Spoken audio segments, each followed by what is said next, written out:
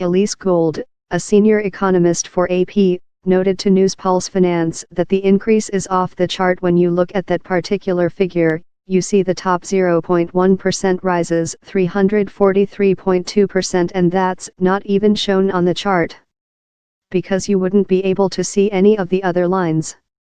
Between 1979 and 2017, the annual wages of the top 1% shot up 157.3%, which was almost 4 times faster than average wage growth of 40.1%. And, according to AP, over the same period, top 0.1% earnings grew 343.2%, with the latest spike reflecting the sharp increase in executive compensation. You're seeing a disconnect between economic growth and growth in wages for typical workers, Gould said. The fact that the high-wage earners are pulling further away from the others is indicative of the growing inequality that we're seeing in this country over the last 4 decades. She continued, that means that growth is going to corporate profit. It's going towards wage earnings at the top, the owners.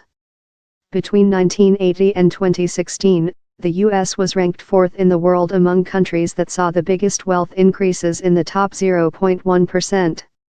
The only countries ranked higher were China, India, and Russia. These decisions, she said, include new tax policies, weakened labor standards, right-to-work laws, and trade deals that lack protections for working people. Right-to-work laws were established so that no person can be compelled, as a condition of employment, to join or not to join, nor to pay dues to a labor union, according to the National Right to Work Foundation. There are currently 27 states with these laws. However, unions like the AFL-CIO argue that these laws make it harder for employees to collectively bargain for better wages, benefits, and working conditions.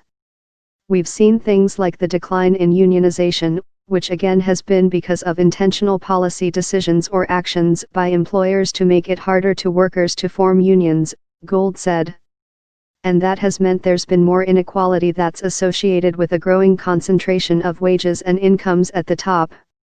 Contributing to the issue is that all wage growth isn't created equal. As the chart above indicates, hourly wage growth has been relatively stagnant for most workers when compared with the highest earners.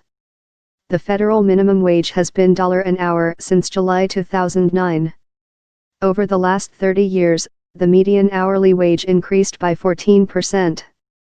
Workers in the 10th percentile saw a median hourly increase of 4.1%, yet those in the 95th percentile saw their wages go up by 56.1% during that same span. Gould doesn't see policies enacted anytime soon to change this current trend. However, one of the things that I'm optimistic about is as the economy gets closer to full employment and as it gets tighter, she said, employers begin to see they didn't have to pay more to attract and retain the workers they want, because workers become more scarce. She added that it's possible to get there, but it's going to take a lot to reverse the growing inequality that we've seen over the last 40 years.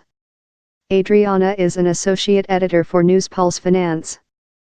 Follow her on Twitter at Adrian Ambles. Follow NewsPulse Finance on Twitter, Facebook, Instagram, Flipboard, LinkedIn, YouTube, and Reddit.